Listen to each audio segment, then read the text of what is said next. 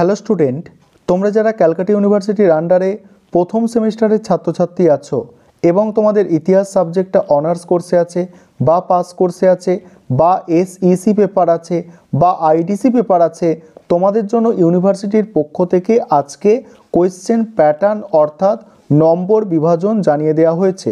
সেই question pattern অর্থাৎ নম্বর বিভাজনটা নিয়েই আলোচনা করব। প্রথমে দেখো, তোমরা যারা 4 বছরের অনার্স কোর্সের স্টুডেন্ট আছো তোমাদের কোয়েশ্চেন প্যাটার্নটা প্রথমে বুঝে নাও, তারপরে জেনারেল কোর্স এবং এসইসি পেপার আইডিসি পেপার নিয়ে আলোচনা করব এবং সবশেষে বলবো যে এই সিলেবাস অর্থাৎ কোয়েশ্চেন প্যাটার্নটা তোমরা কিভাবে ইউনিভার্সিটির ওয়েবসাইট থেকে ডাউনলোড করতে পারবে। দেখো, তোমরা যারা অনার্স কোর্সের স্টুডেন্ট আছো তোমরা প্রথমে বুঝে নাও, তোমাদের টোটাল 100 নম্বরের পরীক্ষা, 75 নম্বরের থিওরি পরীক্ষা, লিখিত যে পরীক্ষাটা হয় 75 নম্বরের, এবং 25 নম্বরের হচ্ছে তোমাদের টিউটোরিয়াল। এই যে 75 নম্বরের থিওরি পরীক্ষা, এই 75 নম্বরের কোয়েশ্চেন প্যাটার্নটা ভালো করে বুঝে নাও। 75 নম্বরের পরীক্ষার 3টে হচ্ছে 20 নম্বরের প্রশ্ন। ভালো করে দেখো, 3টে থাকবে তোমার 20 নম্বরের প্রশ্ন, 3 20 60। এখানে 6টা দেওয়া থাকবে, 3টে উত্তর করতে হবে এবং 3টে তোমাদের থাকবে 5 নম্বরের, 3টে থাকবে 5 নম্বরের প্রশ্ন, 3টে থাকবে 5 নম্বরের প্রশ্ন।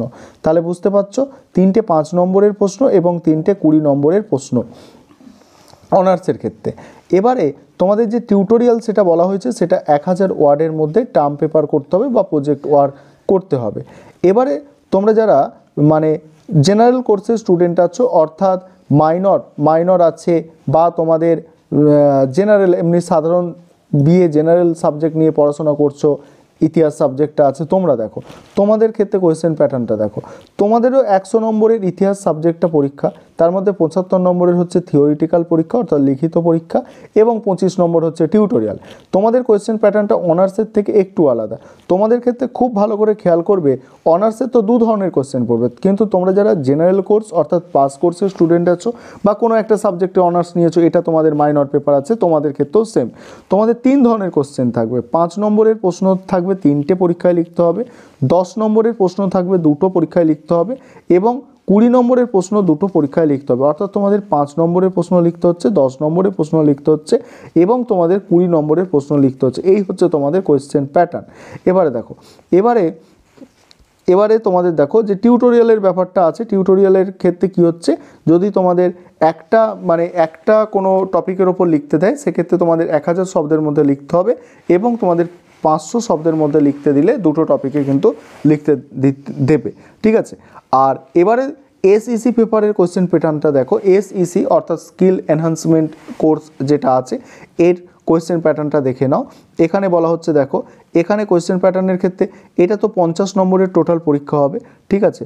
তারপরে এখানে বলা হচ্ছে দেখো 30 নম্বরের একটা প্রশ্ন থাকছে এবং 2 নম্বরের থাকছে 10টা, অর্থাৎ ছোট প্রশ্ন এসএকিউ থাকছে হচ্ছে 10টা। তাহলে বুঝতে পারলে যে একটা হচ্ছে 30 নম্বরের, একটা 30 নম্বরের রিপোর্ট লিখতে হবে, রিপোর্ট রাইটিং লিখতে হবে, বড় রিপোর্ট রাইটিং লিখতে হবে।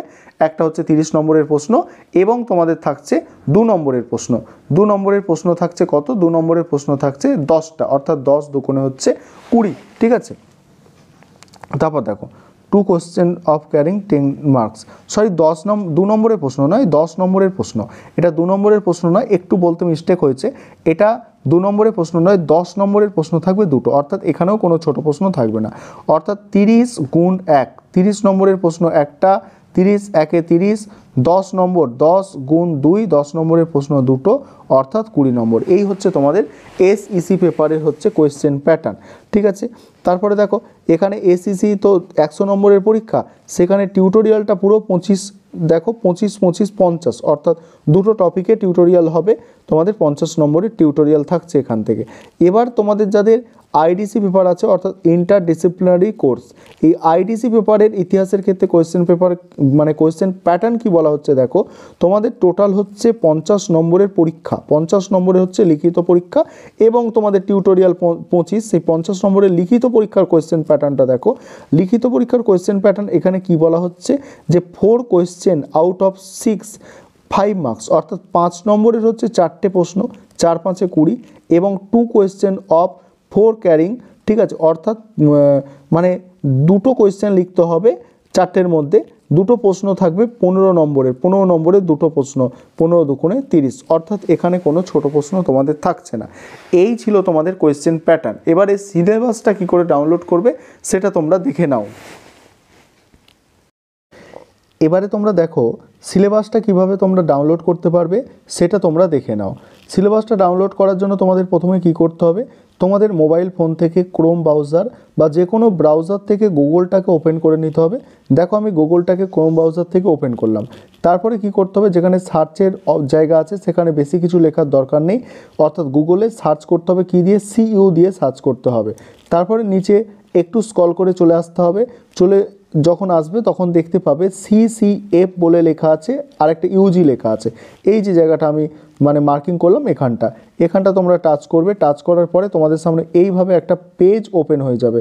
সেটাকে নিচের দিকে টেনে একবার রিফ্রেশ করে নেবে। রিফ্রেশ করে নেওয়ার পরেই তোমরা এই নোটিশটা যেটা আলোচনা করলাম সেটা পেয়ে যাবে। এই নোটিশটাই আমি আলোচনা করেছি। দেখো তোমাদের সামনে আমি ডাউনলোড করে দেখাচ্ছি নোটিশটা। দেখো তোমরা দেখতে পাচ্ছ নোটিশটা। এবারে এটা তোমরা দেখে নেবে আজকের ডেটে, অর্থাৎ 26 তারিখে তোমাদের কিন্তু বিভিন্ন সাবজেক্টের কোয়েশ্চেন প্যাটার্ন কিন্তু একদম স্পষ্টভাবে ইউনিভার্সিটির পক্ষ থেকে জানিয়ে দেওয়া হয়েছে। আমি তোমাদের যেটা আলোচনা করেছিলাম সেটা দেখাচ্ছি। দেখো একটু দেখো, দেখাবো। এখানে সমস্ত সাবজেক্টে তো দিয়েছে, সমস্ত সাবজেক্টের দিয়েছে। এখানেই আছে হিস্ট্রিটা, ঠিক আছে। এই জিওগ্রাফি গেল, জিওগ্রাফির পরেই চলে আসবে হিস্ট্রি, ঠিক আছে। জিওগ্রাফি, এই যে হিস্ট্রি, এইটা তোমাদের সামনে আলোচনা করলাম, ঠিক আছে।